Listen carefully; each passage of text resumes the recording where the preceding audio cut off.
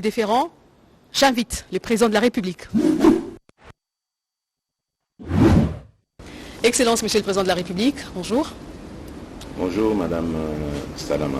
Merci, au nom de tous ses compatriotes, d'avoir accepté de répondre à leurs questions. Ils étaient en tout cas très nombreux à vouloir vous soumettre toutes ces questions-là. Nous en avons sélectionné une vingtaine, mais je leur ai promis. On m'a dit qu'il y en avait près de 5000, absolument. Il y avait près de 5000, uniquement via le formulaire que nous avions mis en place, via une sorte de plateforme, mais d'autres ont carrément réagi via les réseaux sociaux, Twitter, Facebook, Messenger.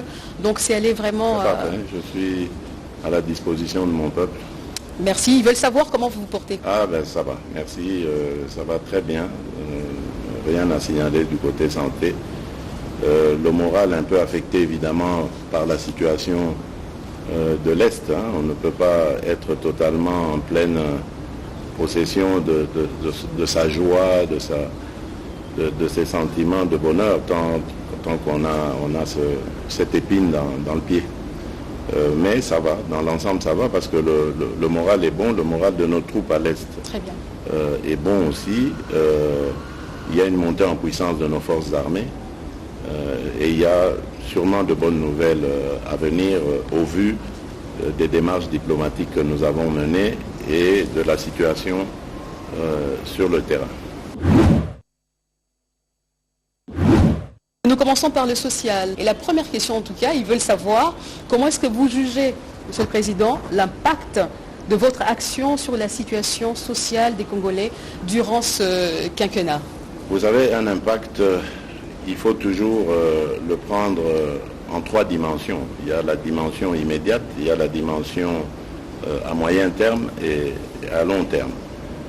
Nous sommes dans des réformes, notamment au niveau de l'agriculture, qui vont nous amener une indépendance alimentaire, une sécurité alimentaire dans les années qui viennent. Évidemment, ce sont des réformes, il faut du temps pour les mettre en place, mais cela augure de très très bonnes nouvelles. Nous allons enfin mettre fin à toutes ces importations qui nous coûtent des milliards et pouvoir produire nous-mêmes sur place. Et en sus, nous allons faire de la transformation locale et donc de la création d'emplois et de richesses. Donc ça c'est pour le long terme.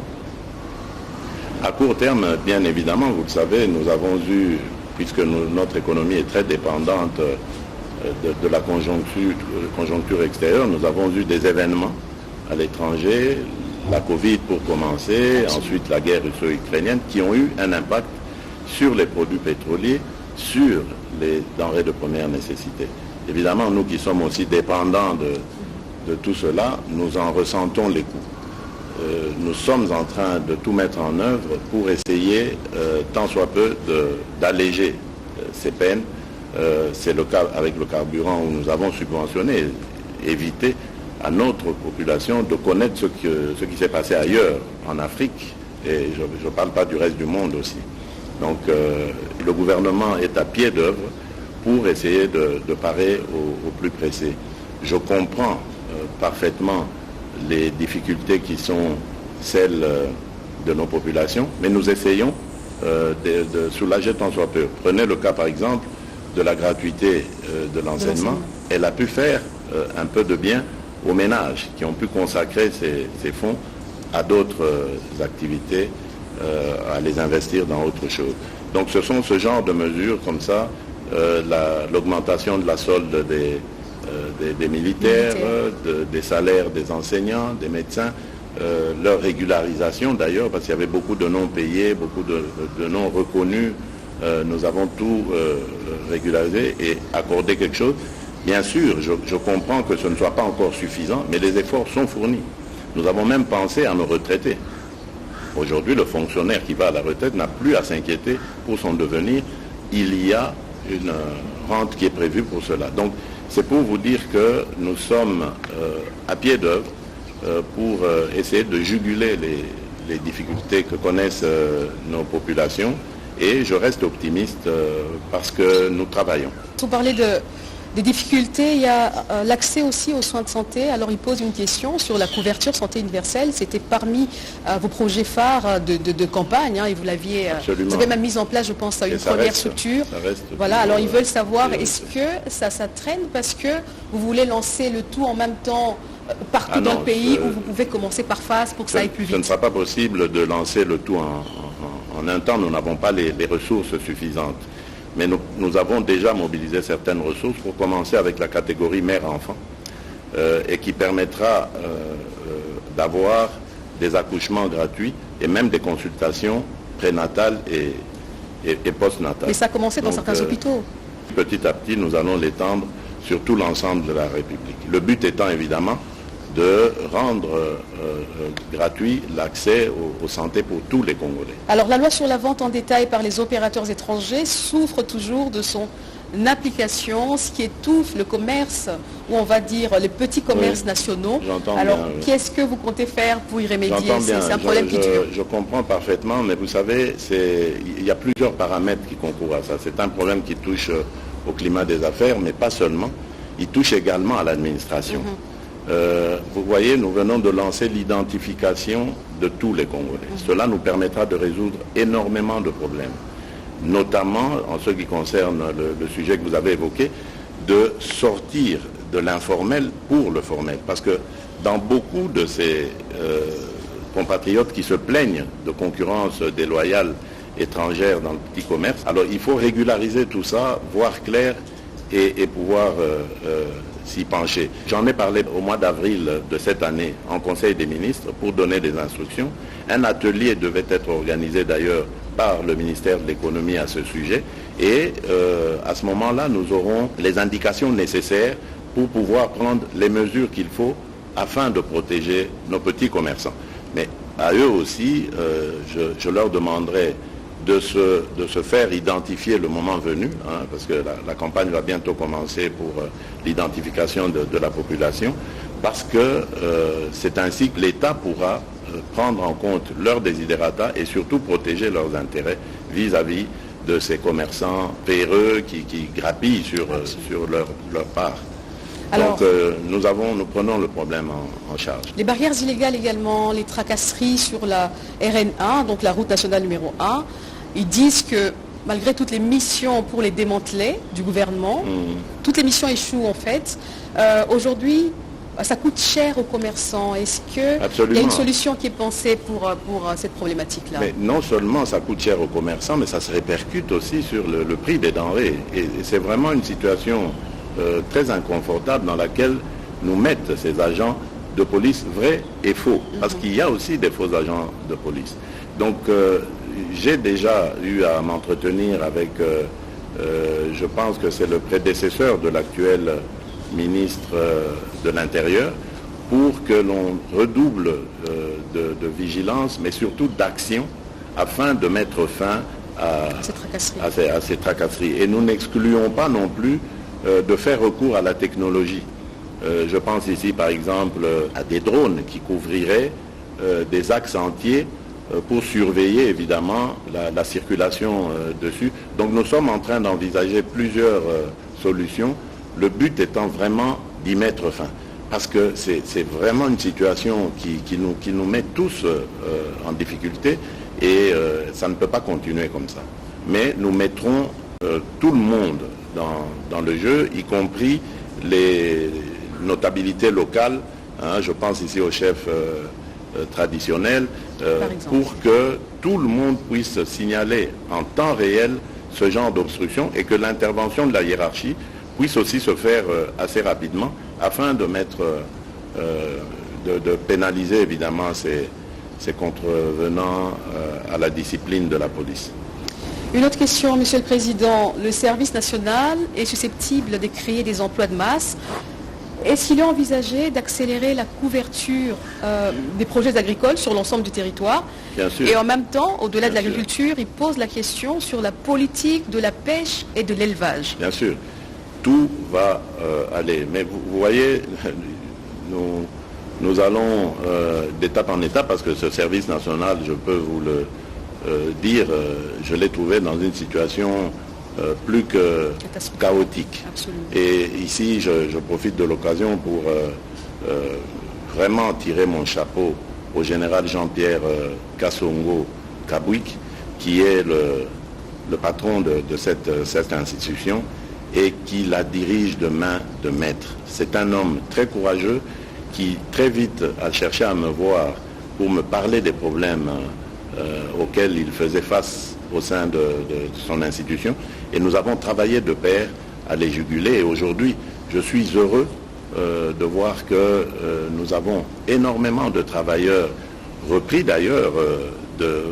Certains étaient parmi les Koulouna que l'on déplore aujourd'hui, repris de ces milieux-là, complètement métamorphosés et qui aujourd'hui servent l'État. On s'est lancé dans cette aventure vers la fin de l'année 2020 et voilà où nous en sommes aujourd'hui.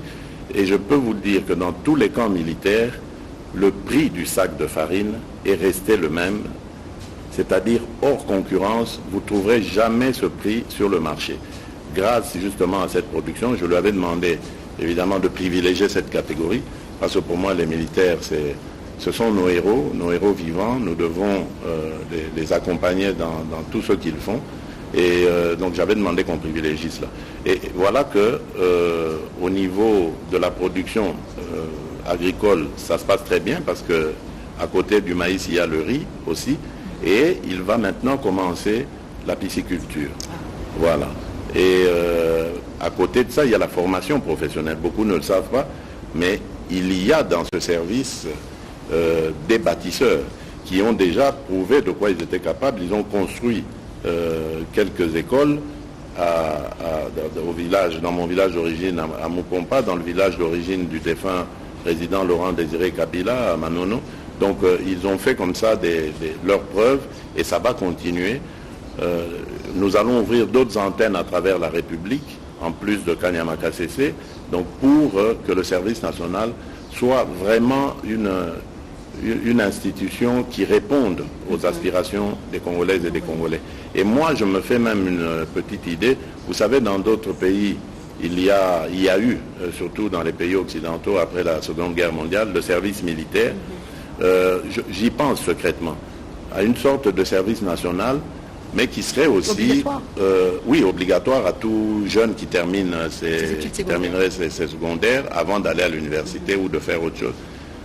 De servir la nation pendant une année, soit dans une formation militaire pour apprendre à défendre notre territoire, notre patrie, ou dans le service national qui est un service qui s'ouvre vraiment à toute la population au peuple congolais, donc qui est vraiment à son service.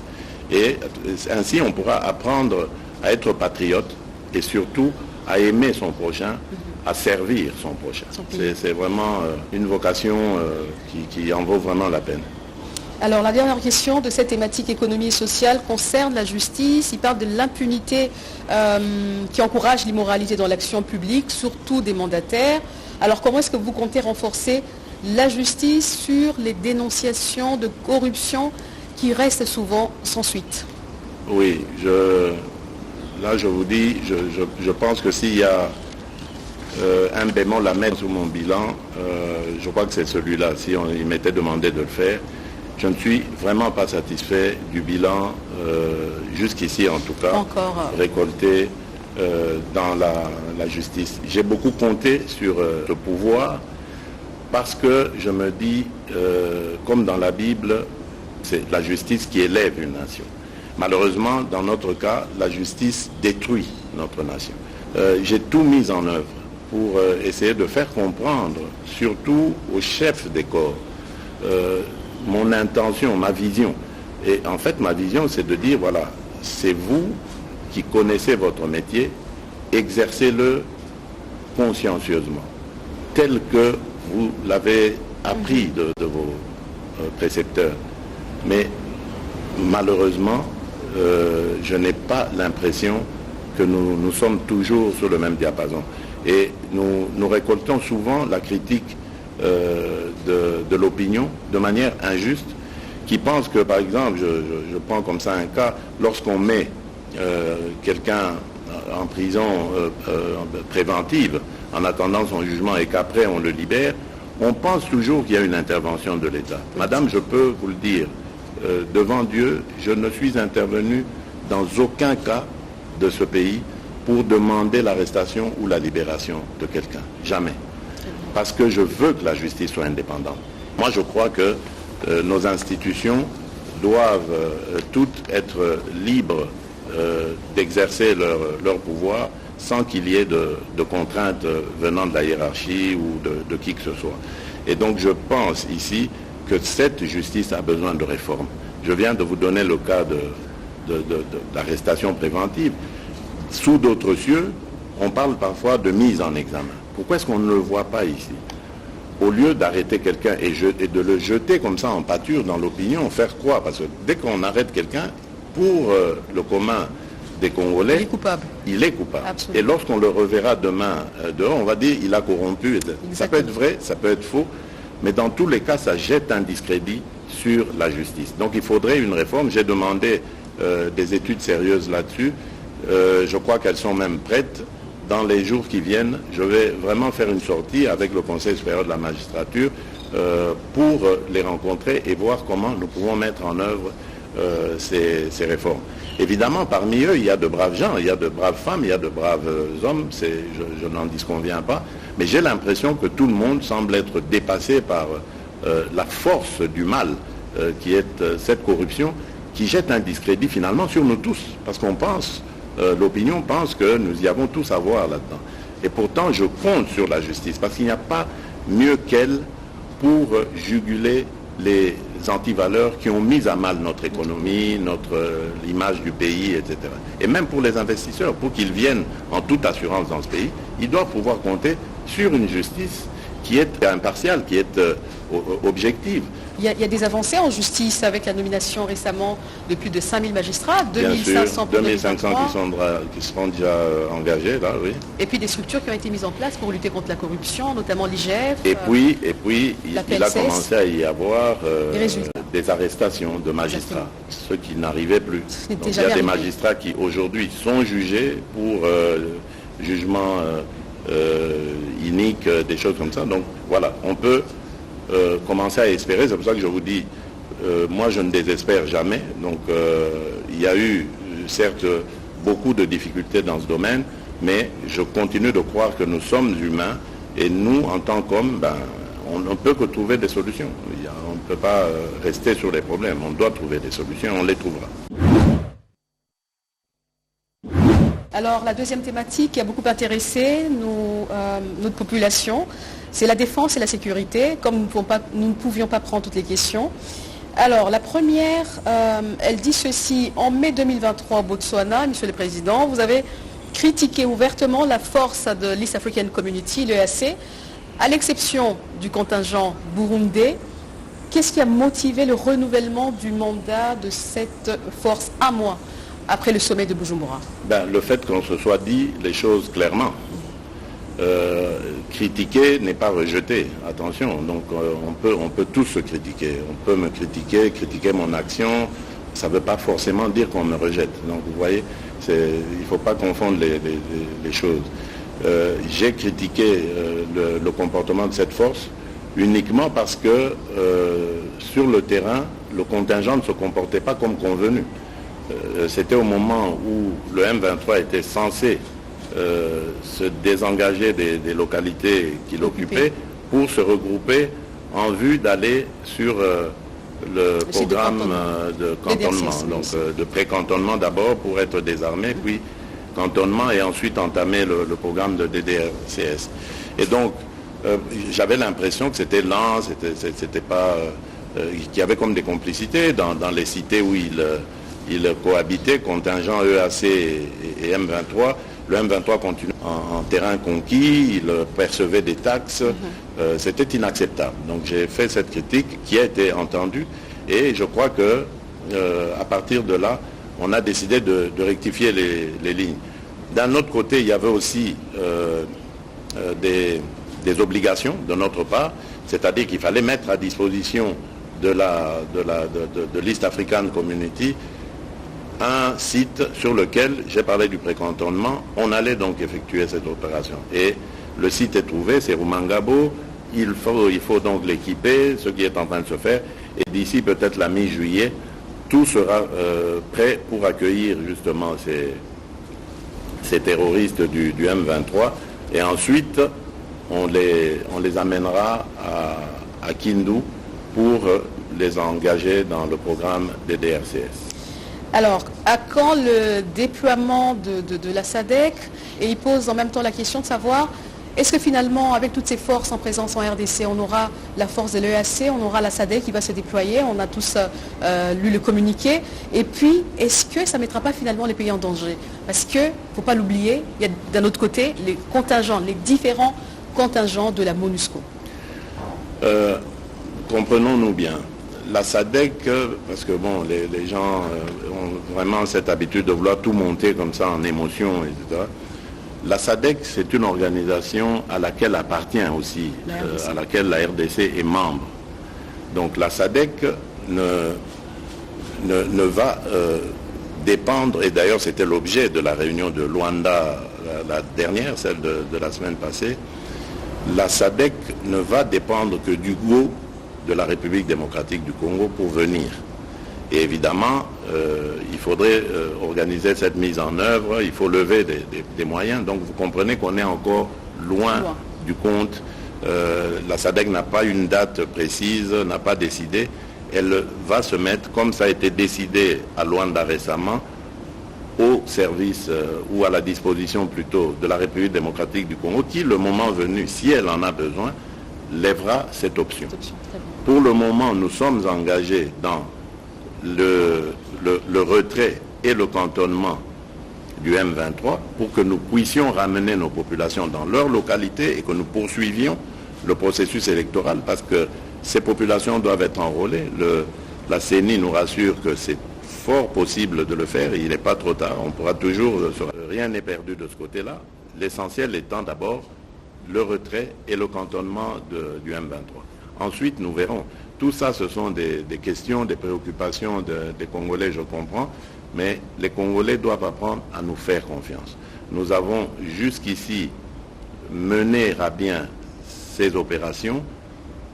Vous avez entendu que les prophètes des malheurs souhaitaient même que Goma tombe. Goma n'est pas tombé et Goma ne tombera pas. Ça, je peux vous l'assurer. Et même, nous reprendrons toutes ces localités et ramènerons tout le monde à la maison, ainsi que la paix qui sera sauvegardée. Alors, il demande au départ de toutes ces troupes, l'EAC, la SADC, est-ce que finalement les FARDC qui sont habitués à être assistés seront-elles en mesure de bien accomplir leur mission? Je vous ai dit ici que les FARDC sont en train de monter en puissance.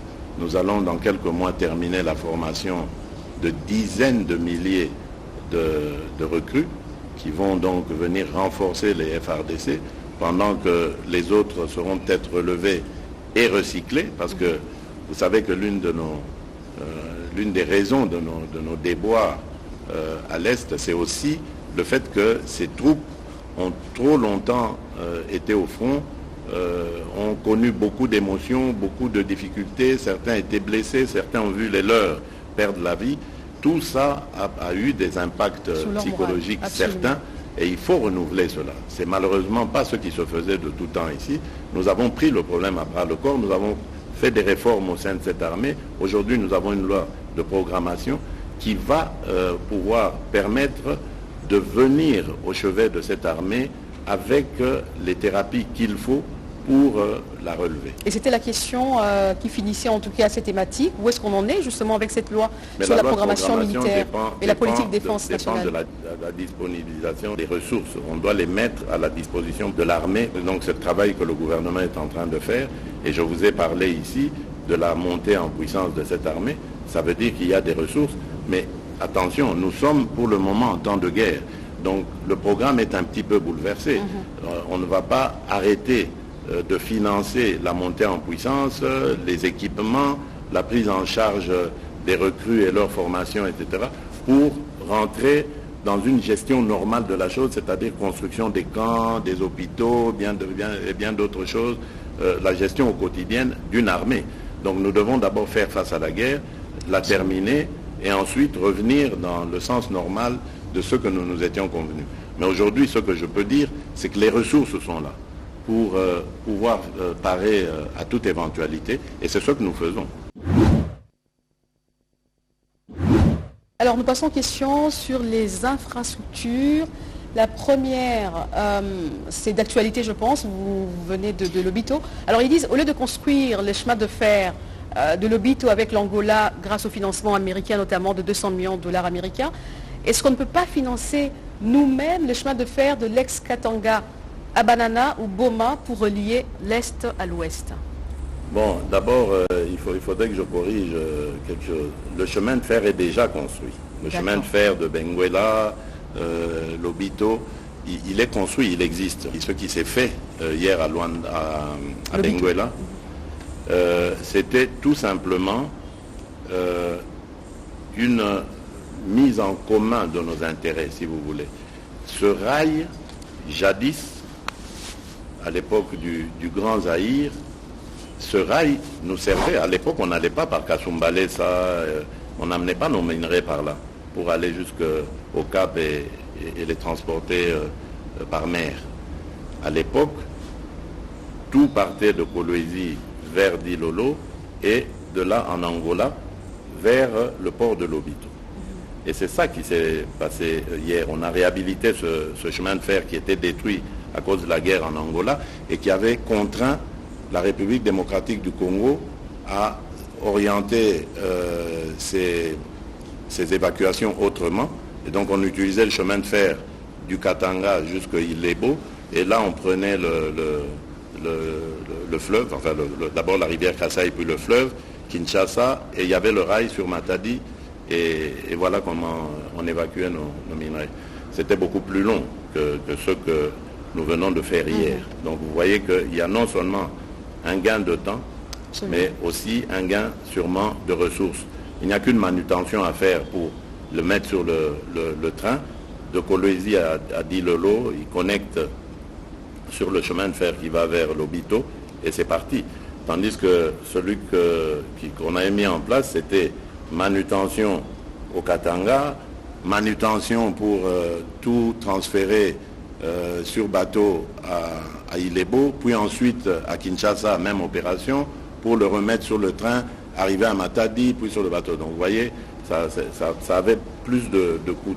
Donc ici, je crois que c'est une très bonne opération qui s'est effectuée là. Nous venons d'ailleurs aussi de marquer des points en ce qui concerne l'intégration régionale. Vous savez que je suis très engagé sur ce genre de coopération avec nos voisins. Absolument. Et ici, nous gagnons et l'Angola et la Zambie comme partenaires dans ce projet.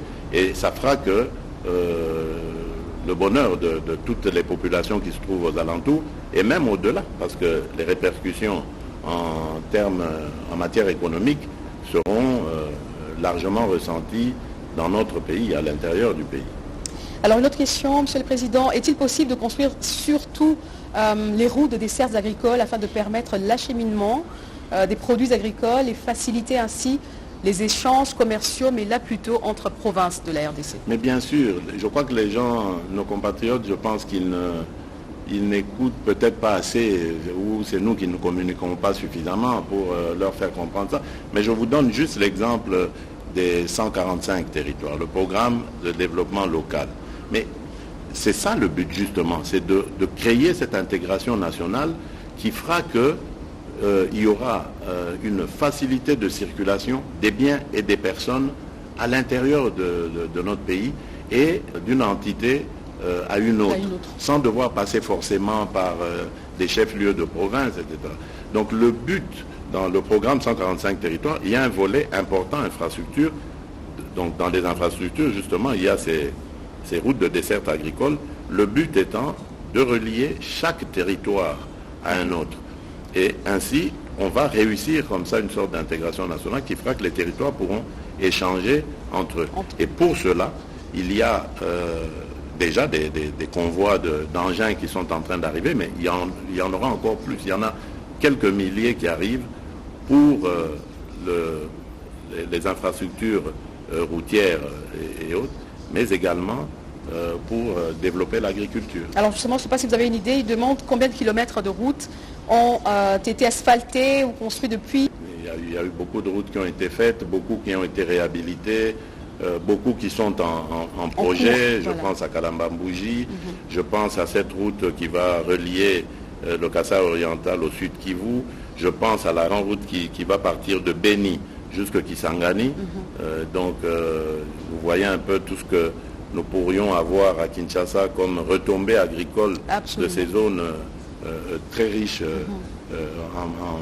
en denrées agricoles. Donc voilà, il y a des grands projets comme ça qui sont en train d'être finalisés déjà. Pour celui de Beni Kisangani, je crois que les études sont en train d'être faites maintenant. Celui de Mbujimai à Bukavu, je crois que les études ont été faites, c'est la Banque mondiale qui va s'en occuper. Celui de Kalambambouji qui part de la frontière avec l'Angola et qui rentre jusqu'à Kananga, jusqu'à relier la nationale 1 qui vient de l'ex-Grand Bandundu, qui passe par Tikapa et qui va vers Mbujimai et autres. Voilà. Donc il y a de grands axes comme ça qui sont en train d'être faits, mais on n'a pas le temps de s'arrêter, comment j'allais dire, de se réjouir de nos petites victoires. Nous devons travailler. Le gouffre est tellement profond, le gouffre dans lequel le pays s'était enfoncé. Nous n'avons pas le temps de célébrer, de savourer nos petites victoires. Le peuple a besoin encore davantage de résultats, de prise en compte de ses intérêts, et nous sommes concentrés sur ça. Alors à quand la construction des grands centres médicaux pour chaque province, mais vraiment des hôpitaux, 200 lits avec des équipements de pointe? Voilà, une fois de plus, là aussi c'est une question de ressources. Et nous avons dû faire un choix. Nous avons pensé que économiquement, il serait rentable de réhabiliter celles qui sont. Bien que, c'est vrai, comme dans le cas du camp Tchatchi, c'était en réhabilitant que nous avons vraiment construit quelque chose de beaucoup plus grand. C'était un petit dispensaire, mais que j'ai voulu voir plus grand, mais rien que pour rendre hommage à nos soldats. Mais ailleurs, c'est de la réhabilitation. Mamayemo, par exemple, vous allez voir, il va être construit un grand complexe. C'est vrai que c'était déjà un grand hôpital, mais là, on va le moderniser et le faire en hauteur pour gagner plus d'espace et de place aussi. Ailleurs, c'est de la réhabilitation que nous avons faite parce que justement, les moyens ne suivent pas encore. Mais vous verrez que dans le cadre du programme des 145 territoires, nous avons veillé à ce qu'il y ait un centre médical dans chaque territoire et qui comprendra quand même les équipements nécessaires pour pouvoir prendre directement en charge les cas les plus urgents, les plus graves, en attendant un transfert. Donc le projet existe, mais évidemment, comme je l'ai dit, c'est une question de ressources. Là, nous sommes en train de tout mettre en œuvre pour rendre d'abord accessible aux soins de santé tout le monde. Ça, je trouve que c'est plus important que de construire des grands hôpitaux.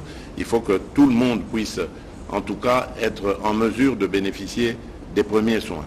Vous savez que, par exemple, pour la malaria, le palu, il tue plus que le sida. Absolument.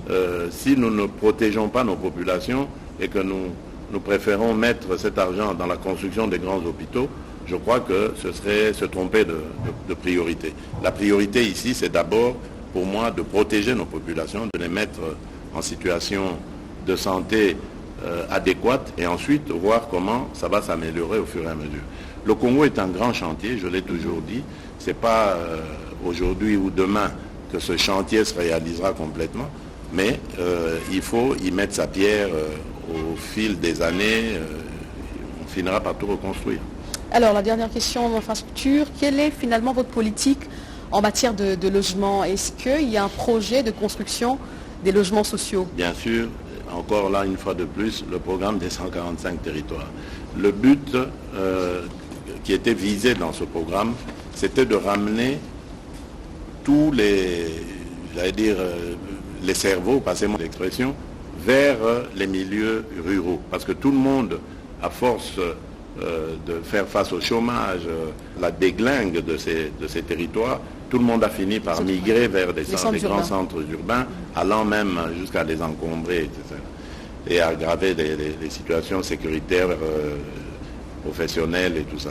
Donc maintenant, l'ambition que se dote ce programme des 145 territoires est de ramener tout ce monde, en tout cas le plus possible, vers ces territoires. Et donc pour ça, il faut construire des logements décents qui vont pouvoir permettre aux gens, quand ils reviennent des centres, de pouvoir rester dans les mêmes conditions, si pas même dans de meilleures conditions que là où ils se trouvaient au centre, et pouvoir s'adonner de manière beaucoup plus motivée à leurs nouvelles tâches dans ces territoires. Donc oui, il y a un programme qui est compris dans le grand programme des 145 territoires, programme de logement, mais également, à côté de cela, il y en a d'autres. Hein, vous savez que j'ai récemment, dans un des conseils de ministres, demandé à ce qu'on relance, on réhabilite l'industrie de fabrication de maisons préfabriquées qui se trouve à Kisangani, qu'on le réhabilite, qu'on réhabilite cette usine, parce que c'est une usine qui a coûté cher à l'État et qui ne sert plus à rien aujourd'hui, qui peut non seulement créer de l'emploi, mais aussi construire des logements. Donc il y a comme ça plusieurs secteurs dans lesquels nous allons nous pencher pour relancer justement ce logement. Des questions sur la diplomatie, on avait beaucoup également, Monsieur le Président. La première, après tous ces voyages à l'étranger, quelles en sont les retombées finalement sur le plan socio-économique pour le pays et pour la population? Bon, le plan socio-économique, vous n'aurez jamais, même s'il n'y en avait qu'un seul, vous n'aurez jamais un voyage qui vous ramène immédiatement des retombées. Ça ne se mesure pas comme ça, j'allais dire. Les retombées, il y en a beaucoup. D'abord sur le plan diplomatique. Le Congo était, j'allais dire, en isolement ou peut-être en immersion totale. On ne le voyait pas, on ne l'entendait pas. À telle enseigne que lorsque nous avons commencé à dénoncer récemment ici, après l'agression rwandaise, les vraies intentions du Rwanda, nos interlocuteurs semblaient découvrir pour la première fois ou entendre pour la première fois ce genre de choses. Ça veut dire que le Congo avait cessé d'être présent. Nous le voyons aussi lorsque aujourd'hui nous parlons d'environnement. Vous savez que le Congo se présente aujourd'hui comme le pays solution aux problèmes de réchauffement climatique. Eh bien, le Congo était resté aphone pendant toutes ces années. Et c'est pas mal de dire que c'était le Congo d'en face et le Gabon qui avait pris le lead dans ce domaine en ce qui concerne le bassin de la forêt du Congo. Donc, alors que nous sommes, nous, propriétaires au moins de 65% de ce massif forestier. Donc, c'est quand même étonnant que nous soyons restés comme ça, absents de tout ça. Idem pour les minerais stratégiques, grâce auxquels aujourd'hui on va avoir une transition énergétique, transition industrielle. Le Congo était absent alors que c'est l'un des leaders mondiaux dans ce domaine. Et grâce justement à ces sorties, nous avons réussi à installer le Congo sur cet échiquier-là. Et aujourd'hui, plus rien ne se fait sans que l'on parle du Congo. Je pense le mois prochain, nous allons recevoir ici deux leaders de deux grands pays, deux des plus grands avec le Congo, qui sont propriétaires de grandes forêts, donc l'Amazonie, la forêt en Indonésie et la forêt équatoriale. Donc le Brésil, l'Indonésie seront ici le mois prochain pour justement montrer leur solidarité avec la RDC, mais à travers la RDC aux autres pays qui appartiennent au même bassin du fleuve Congo, qui vont maintenant nous permettre de pouvoir parler d'une seule voix et de défendre nos intérêts. Nous sommes aujourd'hui, nous représentons le poumon du monde. Des engagements ont été pris à cet effet pour aider justement ces pays qui captent le carbone rejeté par les pays industrialisés, etc. Mais rien n'est fait.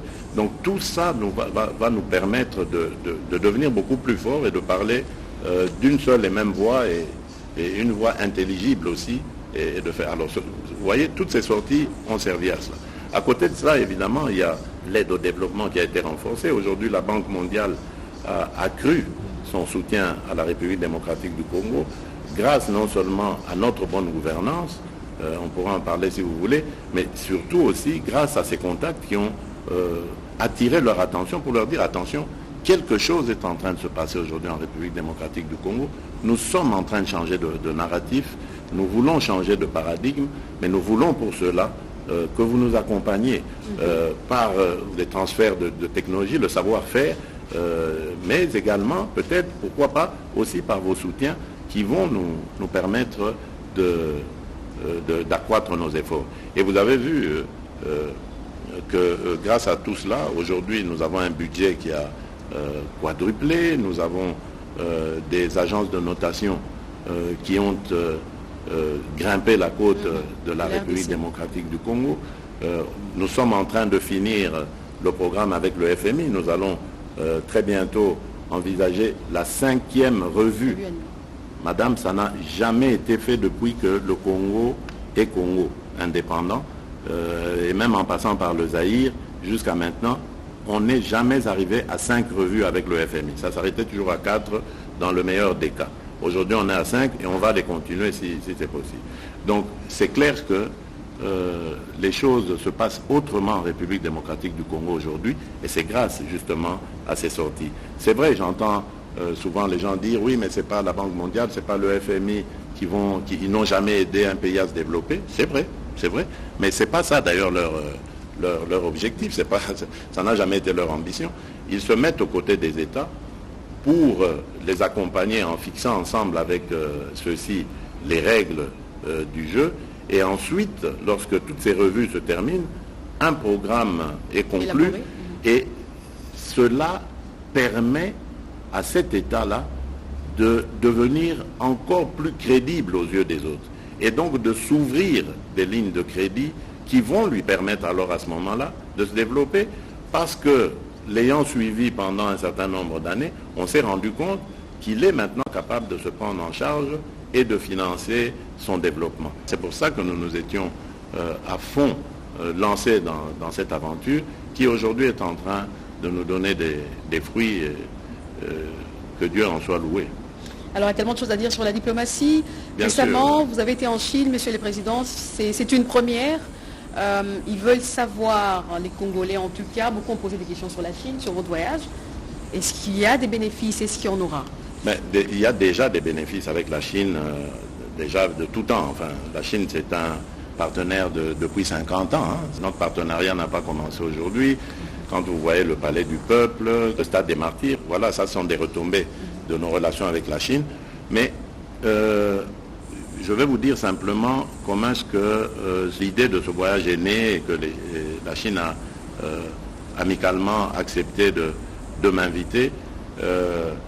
C'est simplement parce que je me faisais du souci au regard de ce que nous avons récolté comme partenariat. Vous savez que depuis quelques années, il y a une sorte de contrat signé avec des entreprises privées chinoises. Absolument. Dont le but était minerai contre infrastructure. Comme mine notamment. Voilà. Mais quand on a fait le constat, et l'IGF d'ailleurs est à ce sujet une référence qu'il faut vraiment prendre en compte, et c'est là que j'ai pris en compte, on se rend compte en fait que le Congo n'a rien gagné de tout ça. Au contraire, c'est quelques individus congolais, et la Chine, elle est restée dans le respect de ses engagements, elle a eu les minerais comme il se devait. Donc, il s'est passé des choses pas correctes qu'il fallait revoir. Et c'est ce que j'ai fait comprendre à nos amis chinois qui l'ont parfaitement compris. Je leur ai fait comprendre également que la République démocratique du Congo ne veut plus servir uniquement de terre d'extraction. Rester qu'à donner nos terres, à sortir ces minerais pour aller les transformer ailleurs et finalement nous revendre les produits finis encore plus chers. Donc nous perdons complètement. Donc je voulais qu'ils nous accompagnent dans ce que j'ai appelé l'industrialisation de notre pays. Je viens de vous parler ici des minerais stratégiques qui se trouvent chez nous. Donc ça veut dire que les yeux des investisseurs du monde, des industriels du monde sont tourner vers le Congo, en tout cas, entre autres nations, vers le Congo. Donc nous devons en profiter. Nous devons jouer sur ça pour que cette industrialisation non seulement se réalise, surtout la nouvelle industrialisation dont on parle aujourd'hui, l'industrie propre, l'industrie verte, qu'elle se réalise en partenariat évidemment avec ces pays, ces grandes nations, investisseurs, et la Chine en fait partie, pour que nous allions dans une sorte de partenariat gagnant-gagnant, que la République démocratique du Congo se retrouve avec ses industries, ses emplois créés, sa richesse créée, et que les partenaires chinois se retrouvent aussi dans leurs investissements, parce que nous allons développer la chaîne de valeur, si pas la totalité de cette chaîne de valeur en République démocratique du Congo, en tout cas une partie importante de celle-ci, quitte à, dans ce partenariat, se retrouver tous heureux. Voilà, alors le message est vraiment bien passé, les Chinois l'ont très très bien compris, nous avons eu d'excellentes discussions et aujourd'hui ils attendent évidemment la prochaine rencontre de la commission mixte pour que nous mettions sur table un plan de programmation de cette industrialisation et à ce moment-là ils pourront dire dans quel domaine ils pourront nous accompagner, dans quel autre ils ne pourront pas. Donc c'était ça le but. Et ce qui m'a le plus fait plaisir là-dedans, parce que vous savez, moi je tiens aux équilibres géopolitiques mondiaux, je ne voulais pas donner l'impression à notre partenaires traditionnels que sont les Occidentaux, Américains, Européens, que ça y est, nous vous ignorons, nous avons un nouvel ami, tant pis pour vous. Je veux que tout le monde soit intéressé parce qu'il s'agit ici de la stabilité de mon pays. Je veux que ce pays soit stable, définitivement stable, et que nous soyons vraiment tournés vers notre développement. Et voilà pourquoi, dans ce que nous nous sommes dit avec le partenaire chinois, il y a aussi la possibilité, s'ils le désirent, européens et américains, de les approcher, de les intégrer dans ces projets. Et c'est ça que j'ai beaucoup apprécié, cette souplesse de la part des Chinois qui me convient parfaitement. Alors, une question, est-ce qu'on ne devrait pas rompre finalement, mais complètement, nos relations diplomatiques avec le Rwanda? Vous savez, j'ai toujours eu une approche différente de certains de mes compatriotes que je trouve beaucoup plus, passez-moi l'expression, peut-être extrémiste, enfin, mais je comprends leurs sentiments. Il faut toujours faire la part des choses entre le régime Kagame et le peuple rwandais. Absolument. Le peuple rwandais est un peuple frère. Ce peuple restera toujours aux côtés, en tout cas au Rwanda, pays à côté de la RDC. Absolument. Donc, pourquoi rompre les relations avec ce peuple? Ça n'aura aucun sens. D'abord parce qu'il y a déjà des mariages qui se sont faits, il y a des échanges économiques qui se font, commerciaux, qui se font. C'est impossible. Donc, vous le faites, vous condamnez des centaines de milliers, voire peut-être des millions de gens à la famine à cause d'un individu et de son régime. Non, je ne crois pas que ce soit la solution, celle de rompre les relations diplomatiques. Je pense simplement que nous devrions continuer à mettre la pression diplomatique sur le régime de Kagame. C'est en train d'ailleurs de fonctionner. Parce que, rappelez-vous, jusqu'au mois de mars passé, on entendait encore de coups de feu sur la ligne de front là-bas. Aujourd'hui, il n'y a plus de coups de feu. Pourtant, ils avaient cette habitude de tirer sur nos positions. Et aujourd'hui, ce n'est plus le cas. C'est la preuve que ça marche. Aujourd'hui, il y a des rapports d'experts qui démontrent clairement que les RDF sont au Congo, sont en train d'appuyer cette cohorte de terroristes du M23 et afin de déstabiliser notre pays.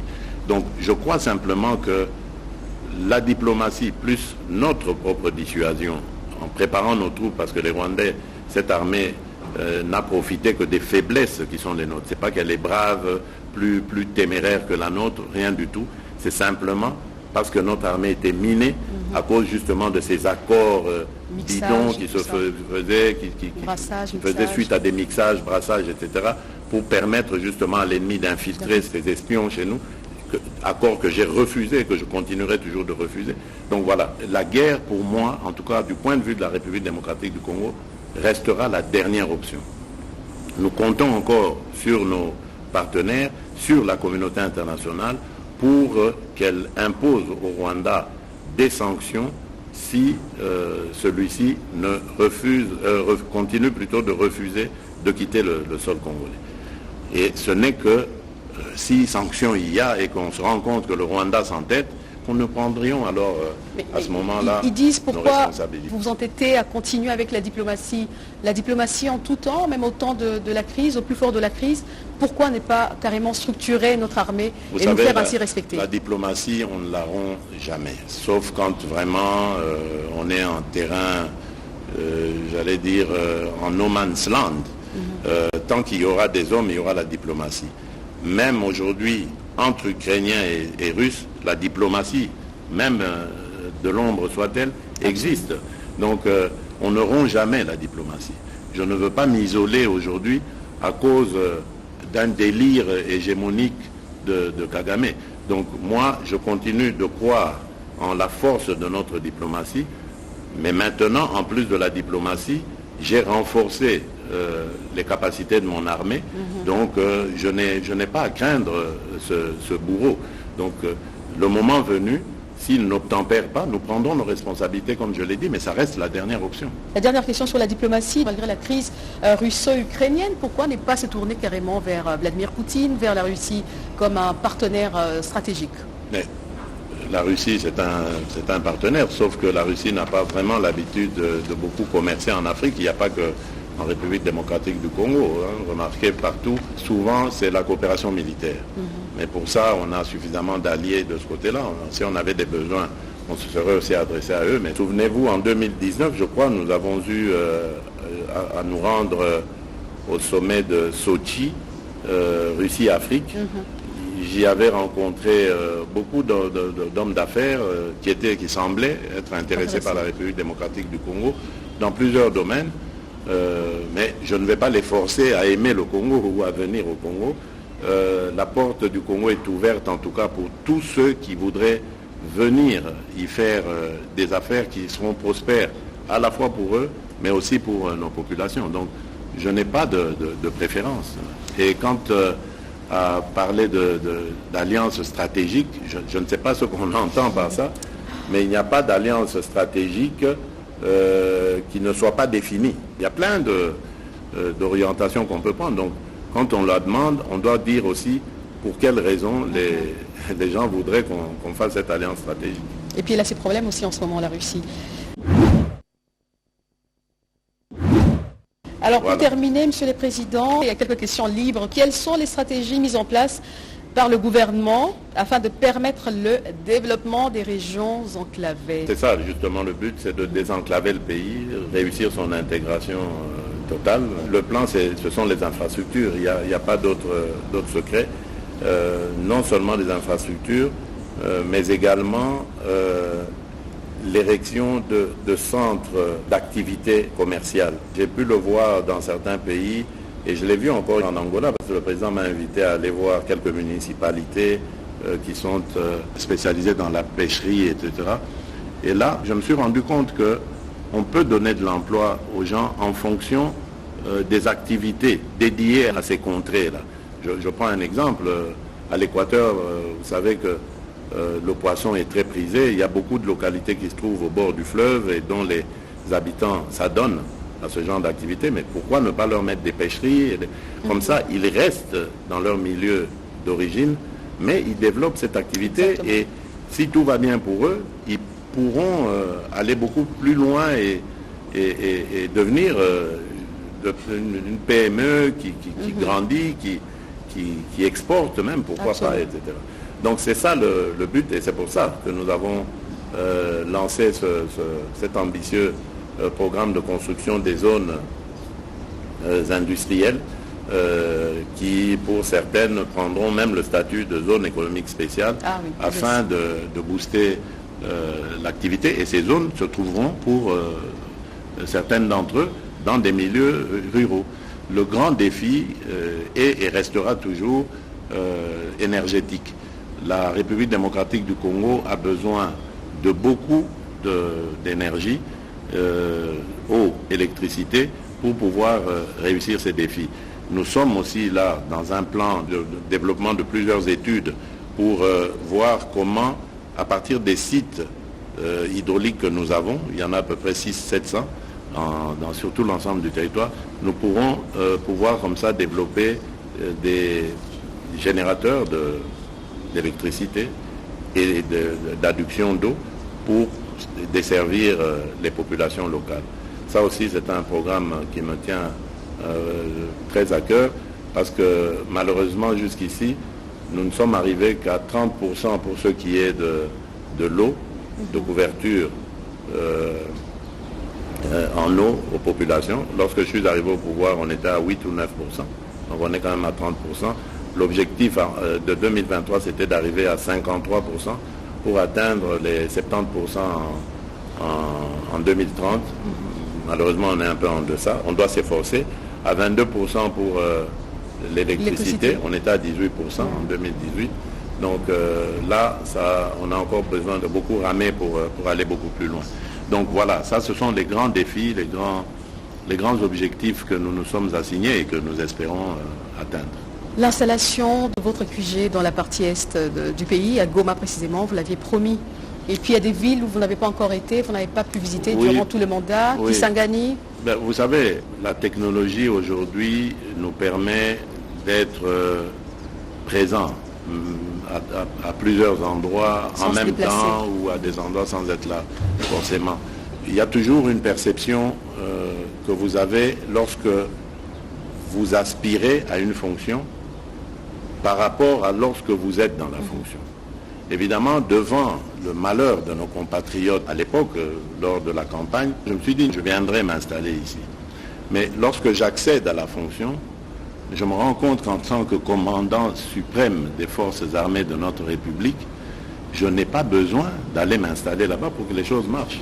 J'ai réussi à les faire marcher à partir d'ici. C'est une perception qu'il y avait au moment où j'étais le candidat, Félix Tshisekedi. J'ai été à Goma à plusieurs reprises et aujourd'hui, de Kinshasa, j'ai endigué cette progression de ces agresseurs. Et grâce à la diplomatie, nous allons renverser la tendance. Donc, il ne faut pas que ma personne soit forcément là pour se faire. Et je peux vous dire qu'aujourd'hui, grâce à nos acquisitions, je peux, de mon QG, suivre en temps réel des combats sur le terrain. Voilà. Très bien. Alors, avec le son et l'image. À l'approche, Monsieur le Président, des échéances électorales, la tension monte dans les états-majors politiques. Il vous est reproché d'utiliser des méthodes dictatoriales, répressives contre l'opposition. Qu'en dites-vous? Oui, bon, d'abord, je tiens à vous le dire, je ne serai jamais dictateur. La preuve, c'est que si j'étais dictateur, ceux qui le disent ne seraient pas ici au Congo pour le dire. Hein? Je ne veux pas vous donner d'exemples de pays, mais regardez un peu autour de nous. Hein? Le pays auquel vous pensez, là, je devine. Si un opposant à ce régime peut dire dans ce pays, ou un journaliste peut parler de dictature dans ce pays-là. Bon, voilà. Donc c'est déjà vous dire que s'ils peuvent le dire ici et rentrer chez eux, dormir tranquille, ça veut dire que ce n'est pas vrai. Bon, mais en même temps, il ne faut pas confondre démocratie et anarchie. Absolument. Voilà. Donc, moi, j'ai passé les 3/4 de ma vie à me battre contre la dictature, contre les injustices et pour les libertés. Mais jamais je n'ai pris la liberté